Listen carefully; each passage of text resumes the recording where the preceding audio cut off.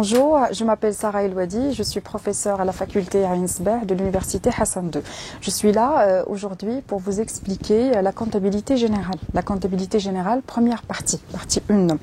La comptabilité générale est une discipline pratique très importante qui permet de comprendre entre autres le fonctionnement de l'entreprise et aussi les relations qui interagissent au sein de l'entreprise. C'est un cours qui va s'articuler autour de plusieurs chapitres. On va d'abord commencer par un chapitre préliminaire qui va nous permettre de comprendre le vocabulaire de base pour bien appréhender le cours de la comptabilité générale. Donc c'est un chapitre qui s'intitule Terminologie et notions de base.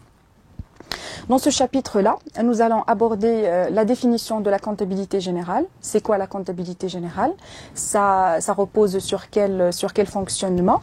Nous allons voir également l'utilité de la comptabilité générale, à la fois pour l'entreprise, pour le dirigeant, mais aussi pour les différentes parties prenantes, parce qu'il ne faut pas oublier qu'il y a toujours d'autres parties prenantes qui seront intéressées par la sécrétion d'une information financière et comptable de qualité. Nous allons voir également la technique de la partie double.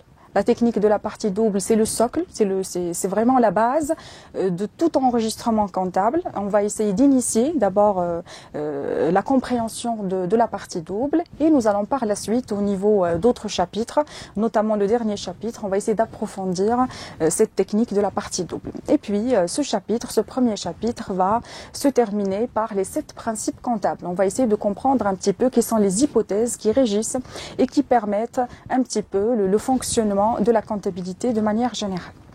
Le deuxième chapitre que nous allons présenter s'intitule le bilan. Le bilan est un document comptable qui revêt une très grande importance à la fois pour l'entreprise et pour les différents tiers qui interagissent avec l'entreprise. On va essayer de définir les différents comptes du bilan. On va essayer également de comprendre sa présentation, la liquidité croissante, la notion de la liquidité, à qui est destiné le bilan, est-ce qu'il y a une différence entre les différents bilans, est-ce qu'il y a également plusieurs dates de formulation et de présentation du bilan.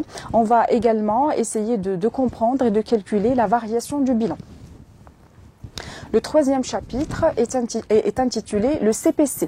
Le CPC, c'est l'abréviation du compte produit et charges. On va de la même manière définir les différents comptes du CPC et on va essayer de voir quels sont les différents résultats parce qu'il y en a plusieurs. C'est en quelque sorte en arborescence. C'est une hiérarchisation des différents résultats qui vont mener au calcul du résultat net de l'exercice, le résultat final de l'entreprise. Et puis, le dernier chapitre, c'est le chapitre le plus généreux en matière d'enregistrement et d'opérations comptables. C'est un chapitre qui va d'abord commencer par l'approfondissement de la partie double cette fois-ci. On va essayer de bien comprendre la partie double. On va voir différentes opérations de manière pratique et on va essayer de voir le retentissement de chaque opération sur les différents comptes de la comptabilité. Nous allons aborder en deuxième lieu la facturation, la facture doit et la facture à voir avec les différentes réductions qu'on peut avoir sur une facture et les différentes majorations. Nous allons voir que parmi les réductions, on trouvera les réductions commerciales, les 3 R, rabais, remise, ristourne.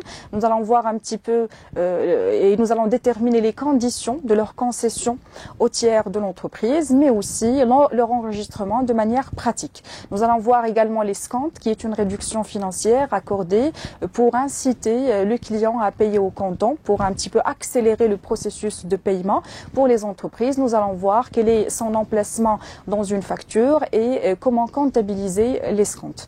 Nous allons voir aussi la TVA, qui est un impôt très important, un impôt indirect, voilà, que l'entreprise doit collecter pour l'État. On va essayer de définir cette notion de collecte d'impôt et nous allons voir comment le calculer et comment l'enregistrer de manière pratique dans les comptes de l'entreprise. Et puis, nous allons terminer la facturation par les frais de transport.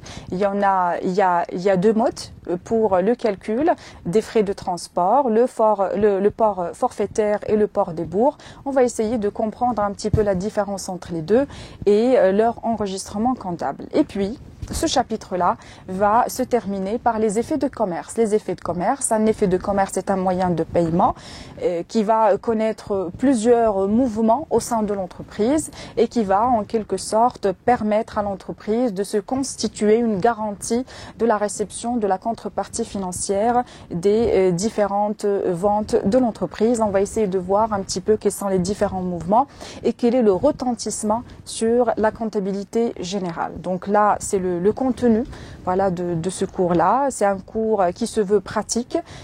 C'est parsemé d'applications pratiques. Donc à chaque fois que l'on va présenter une notion théorique, il y aura toujours des exercices pour pouvoir la consolider, pour pouvoir solidifier un petit peu la compréhension des différentes notions de la comptabilité générale.